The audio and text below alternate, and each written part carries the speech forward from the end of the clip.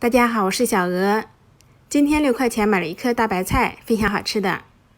我们首先准备300克普通面粉，用160克大约60-70度的热水搅成絮状，手温有点烫手即可，这样做出来的饼子口感更柔软，揉成光滑的软面团。如果揉不光滑也没有关系。揉好之后盖上盖子，静置10分钟备用。白菜洗净切碎，我一共用了大概2斤的白菜，加2勺盐，刷均匀，腌5分钟，刷下水分。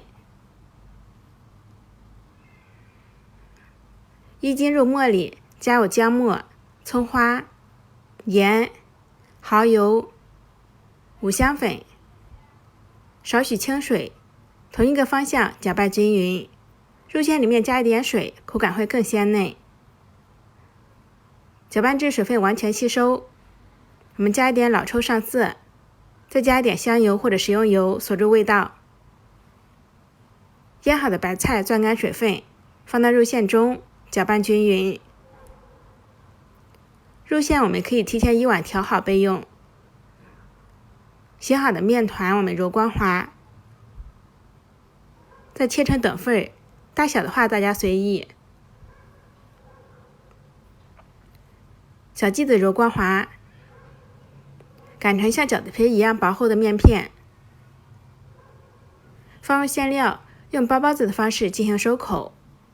我们一边捏一边向饺子馅料的中上方提拉，这样皮更薄，馅料放得更多。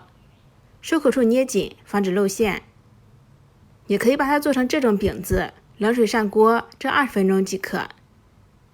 平底锅或者电饼铛刷上1层食用油，选馅饼模式，包子开口向下，轻轻地拍扁拍薄。